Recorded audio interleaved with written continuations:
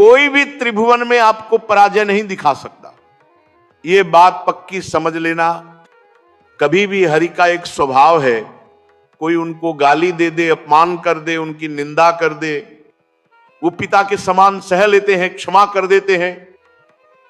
लेकिन उनके भक्त का अपमान कर दे तो राम रोज पावक सोच रही। जो अपमान भक्त करे तुम चुप रहना, तुम मत बोलना। जो अपमान भक्त करे राम रोज पावक सोच रही। पलटू साहब कह रहे नाम जपा, कभी डरना मत, कभी भय मत करना और कभी लड़ना मत। हरि अपने अपमान से जन की सही न जाए। हरि का अपमान कर दोगे तो वो सह जाएंगे कैसे भी, वो बड़े कृपालु हैं, अनंत माताओं का प्यार रखते हैं। चल दंडवत कर ले, हरि अपने अपमान से जन की सही न जाए, जन की सही न जाए। दुर्वासा की क्या गति की? महान तपस्वी, दूका रस पीने वाला, बलकल की लंगोटी लगाने वाला। उन्हें यह भ्रम हो गया कि चक्रवर्ती सम्राट रानियों के बीच में रहने वाला मेरे से बढ़कर भजनानंदी कैसे हो सकता है। जाकर के कृत्या प्रकट कर दी अम्बरीश जी को कष्ट देने के लिए। लेकिन दुर्वासा जी के द्वारा प्रकट की हुई कृत्या को भगवान के निज पार्षद सुदर्शन जी ने भस्म कर दिया और त्रिभुवन में दौड़ाया दुर्वासा जी को। अंततः गत्वा श्रीहरि के चरणों में गिरना पड़ा। महान तपस्वी भगवत स्वरूप दुर्वासा जी को जन की सही न जाए। दुर्वासा की क्या गति की? भवन चतुर्दश फिरे सब दुरिया जो दीना। सबसे पहले भाग कर गए भगवान शंकर की शरण में, क्योंकि भगवान शंकर के अंश से ही प्रकट हुए दुर्वासा जी।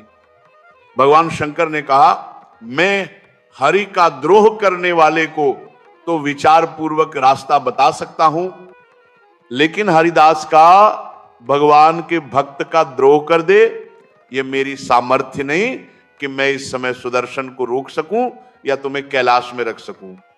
तुरंत यहां से निकलो। सब द्वार जो दीन्हा ब्रह्मा जी के पास गए। ब्रह्मा जी ने कहा, तत्काल निकलो, नहीं तो सुदर्शन चक्र अनर्थ कर देगा ब्रह्मलोक में। हरि के पास गए और कहा, आपका एक व्रत है कि मेरी शरण में चाहे जितना बड़ा अपराधी आ जाए मैं कभी त्यागता नहीं।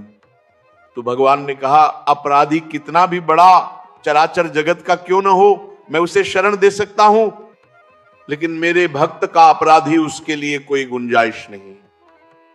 अब ये सुदर्शन मेरी आज्ञा में नहीं है। अगर अम्बरीश जी कह देंगे तो ये सुदर्शन शांत हो सकता है, अन्यथा नहीं। भागकर अम्बरीश जी के ही चरणों में आना पड़ा। पाई पाई कर परे जब हरि चरणन जाई, तब हरि दी जवाब मोर बस नाही गोसाई। मोर द्रोह कर बचे करो जन द्रोहक नासा, माफ करे अम्बरीश बचोगे तब दुर्वासा। मेरा अपराध कर दे तो मैं क्षमा कर सकता हूं, भक्त का अपराध कर दे तो नहीं। इसीलिए जाओ, अगर अम्बरीश जी क्षमा करें तो क्षमा हो सकती है। तो पलटू कहते हैं, द्रोही संत करती सुदर्शन खाए। हरि अपने अपमान से जन की सही न जाए, इसीलिए निर्भय निश्चिंत होकर निरंतर नाम जप करो। श्रीपाद प्रबोधनानंद जी कह रहे, मत करो ऐसा कोई कर्म जिससे तेरी दुर्गति हो जाए। नवद, ऐसी कोई बात मत बोल जिससे तुझ पर अपराध लग जाए। ये वाणी है अमोल, बहुत विचार पूर्वक बोलना चाहिए। विस्मरा दृश्यम भगवत प्राप्ति का स्वरूप है कि संसार और शरीर की याद न रह जाए। क्या कर स्मर मिथुन महत गौर नीलम स्मरणार्थम। जिनका स्मरण करना परम मंगलमय है, ऐसे श्यामा श्याम गौर श्याम जोड़ी का स्मरण कर संसार के संपूर्ण भोगों का विस्मरण हो जाए। कुछ मत बोल, अपराध करने वाली बात मत कर। कुछ मत कर, अपराध करने वाली क्रियाएं मत कर। सदैव गौर श्याम प्रिया प्रीतम का स्मरण कर। बहुजन संवायात दूर मुद्विजा, बहुत लोगों से मिलना छोड़ दे साधक को। जिसे भगवत प्राप्ति करनी हो वह प्रपंच कभी ना पाले, प्रचार प्रसार के चक्कर में न पड़े, प्रवचन के चक्कर में न पड़े। हमारी प्रार्थना मान लेना, भगत के चक्कर में ना पड़ो, पहले भगवान के चक्कर में पड़ो। पहले भगवान के चक्कर में पड़कर माया के चक्कर से मुक्त हो जाओ, फिर भगवान जो करवाए वही उनकी इच्छा की बात है। उपासक बिल्कुल सावधान रहे, तब तक मौन का आश्रय ले जब तक भगवत प्राप्ति न हो जाए। किसी के पास बैठने की बिल्कुल जरूरत नहीं। 4 उपासक बैठकर परस्पर बोलता भगवत चर्चा कर ले, वो ठीक है, लेकिन दूसरे को उपदेश देने की गलती मत करना, नहीं तो फंस जाओगे। उपदेश देने की सामर्थ्य तभी आती है जब गुरुदेव आज्ञा देते हैं और भगवत प्राप्ति हो जाती है, अन्यथा नहीं। अन्यथा जो तुम उपदेश करोगे वही तुम्हारे में प्रश्न बन जाएगा, फेल हो जाओगे। कहा बहुजन समवायात दूर मुद्या, बहुत लोगों से मिलना जुलना उपदेश करना सब बंद कर दे साधक। भगवत प्राप्ति के लिए पहले मौन का आश्रय लेकर अपने को किसी काम का साबित न करे। अपने को महान साबित मत करो, महान होते हुए भी अपने को अगला पगला साबित करो। चोरी चोरी चुपचाप निकल जाओ, कोई जान न पावे कि तुम्हारे पास भजन रूपी धन है।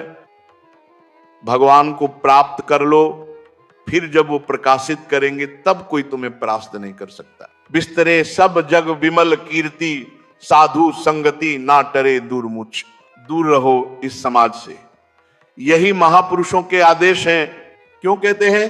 क्योंकि अभिराग मिटा नहीं, आसक्ति मिटी नहीं, फिसल जाओगे, वहीं पहुंच जाओगे जो छोड़ने के लिए निकले थे। अपने चित्त को चित्तचोर प्रभु के चरणों में निरंतर चिंतन में लगाओ। बहुजन समवायात दूर मुद्या, बहुत समाज से मिलना जुलना उपदेश करना सब बंद कर दे साधक। अपने चित्त को प्रभु में लगाए और अपने को प्रकाशित न होने दे। भगवत ऋषि जी ने भी कहा है, मौन रहे, जब बोले तो हृदय की ग्रंथि खोले। इतनी सामर्थ्य हो कि हृदय का परिवर्तन कर दे, जिसके सामने बोले उसका जीवन परिवर्तित हो जाए। ये सिद्धों में होता है, क्योंकि वे उसी में रमण करते हैं। इसलिए हे प्रिया निवत, हे दिव्य श्री वृंदावन अपराचिदानंदम, वृंदावन में प्रवेश पाने के लिए प्रकट वृंदावन का आश्रय लो। यहां आते जाते रहो, सत्संग सुनो और उसे अपने जीवन में उतारो। जब उपासक इस तरह की रहनी में रहता है तो उसकी दशा क्या होती है? कहते हैं, करित कपोलो नित्य मुंचन, परिहत जन संगो रोचनाया, प्रतिपद बहुलार्या राधिका, कृष्ण दास वसती परम धन्य कोप वृंदावनीन। कोई बिरला ही ऐसा होता है जो सभी संग छोड़कर केवल साधु संग का अनुरागी होता है। माताओं बहनों की तरफ या प्रतिकूल शरीरों की तरफ, कामभोग रूपी पिशाच से बिल्कुल दूर। जैसे भी भगवान हमारी देह का निर्वाह करें, उसमें राजी प्रीति पूर्वक प्रभु का निरंतर नाम जप करते हुए कोई ऐसा कार्य नहीं जो फंसा दे, कोई ऐसी वाणी नहीं जिससे अपराध बन जाए। रात दिन श्यामा श्याम गौर श्याम जोड़ी का सुमिरन हो रहा है और समस्त व्यवहार से शून्य बहुजन समवायात दूर मुद्य, किसी से किसी भी तरह का कोई संपर्क नहीं। ध्यान से सुनिए, किसी से किसी भी तरह का कोई संपर्क नहीं। और श्री जी की कृपा से आपका ऐसा ही जीवन हो, यही मंगल है। अब उसकी दशा क्या होगी? जब रात दिन श्यामा, शाम का सुमिरन, संसार का कोई चिंतन नहीं, तो बोले कर निहित कपोलो नित मुंचन। प्रिया प्रीतम की याद में रो रहा है, परिहरत जनसंगो मानयान। उसको अब किसी का संग अच्छा नहीं लगता, बस श्री जी की सेवा, श्री जी का चिंतन, श्री जी के नाम रूप में डूबा हुआ उपासक प्रतिक्षण व्याकुलता पूर्वक श्री श्यामा श्याम को पुकारता रहता है। प्रतिपद बहुलारता राधिका कृष्णदास रात दिन श्री जी की सेवा में मग्न रहता है। प्रातः से लेकर शयन तक, शयन से लेकर प्रातः तक अष्टयाम सेवा में लगा। आप लोग जो अपने घरों में ठाकुर जी विराजमान कर, श्री जी विराजमान कर नाम सेवा कर रहे हैं, वो साक्षात श्री जी की सेवा है। ऐसा मत मानो कि वो साधन है, वो सिद्ध वस्तु है। पर आगे चलकर आपको पता चल जाएगा, सामने रूप हो और नाम का परिचय न हो तो आप जान नहीं सकते ये कौन है। बोले अमुक है, परिचय मिला नाम से। रूप तो सामने रखा है पर बिना नाम के परिचय नहीं। रूप ज्ञान नहीं नाम विहीना, ऐसे रूप दिखाया जाए आप पहचान नहीं सकता। इसलिए कहा गया सुमिर नाम रूप बिनु देखे आवत हृदय स्नेह विशेखे। कई बार कहा गया। महात्मा गांधी जी का एक प्रसंग सुनो। एक बार राष्ट्र का भाषण था, गांधी जी ट्रेन में थे, गांव के लोग साथ बैठे, परिचय नहीं था, वो सिगरेट पी रहे थे। गांधी जी ने कहा भाई ये ठीक नहीं। उन्होंने उल्टा कहा तू चुप रह। फिर स्टेशन आया, सब बोले महात्मा गांधी की जय। तब उन गांव वालों ने माथा पीट लिया। अरे जिनके दर्शन करने जा रहे थे वो तो हमारे सामने बैठे थे, पर नाम का परिचय नहीं था। यही बात है, रूप सामने था पर नाम के बिना पहचान न पाई। रूप विशेष नाम बिनु जाने कर तल गत न परे पहचाने। हाथ में रूप हो पर नाम का परिचय नहीं तो जान नहीं सकते ये कौन है। जब नाम आया तब परिचय हुआ। इसीलिए कहा सुमिर नाम रूप बिनु देखे आवत हृदय स्नेह विशेखे। भाव से सुमिरन करो राधा राधा राधा। एक दिन मुस्कुराती हुई किशोरी जी उसी नाम पर प्रकट होंगी, देख लेना। रूप ज्ञान नहीं नाम विहीना रूप विशेष नाम बिनु जाने करतलक न परह पहचाने। इसलिए नाम ही रूप का परिचय देता है, नाम ही रूप को हृदय में प्रकाशित करता है। गोस्वामी जी कह रहे सुमीर्य नाम रूप बिनु देखे। रूप देखा नहीं पर नाम से हृदय में प्रेम का प्रकाश हो गया। त्रिभुवन में ऐसी कोई स्याही नहीं बनी जिससे प्रभु के रूप की रचना की जा सके। जिनकी नख कांति सहस्र कोटि सूर्य संप्रभा, हजारों करोड़ों सूर्य एक साथ उदय हो तो भी उनके नख की कांति के समान नहीं। ऐसे प्रभु का वर्णन कैसे, कौन सी स्याही, वो तो सच्चिदानंद रूप है। उनके रूप की रचना किसी प्राकृतिक स्याही से नहीं हो सकती। उनकी अंग कांति जैसे नवीन जलधर, जैसे वर्षा होने वाली मेघ, पर ये सब केवल उदाहरण हैं, वास्तविक नहीं। भगवान श्री कृष्ण के अंग कांति नील मोर की कंठ नीलिमा जैसी, पर क्या मोर देखकर श्री कृष्ण दिख जाते हैं? नहीं, केवल नाम जानता है वो रूप। कृष्ण कृष्ण कृष्ण रटो, वो जैसे के तैसे पूर्ण रूप में आ जाएंगे, करोड़ों कामदेव मूर्छित हो जाएं, ऐसे सुंदर है वो। ऐसे प्रभु के रूप के लिए कौन सी स्याही है? पीताम अनंत तलताब अनंत बिजलियों की कांति। ऐसे श्री लाल को देखकर प्रेम बेशुद्ध हो जाता है। उन लाडली के लिए कौन सी गौर स्याही है? कोई ऐसी त्रिभुवन में नहीं। वो केवल नाम से ही जाने जाते हैं। राधा नाम जानता है, कृष्ण नाम जानता है। वो उपासक धन्य है जो नाम का ध्यान करते हुए नाम में लीन हो जाता है।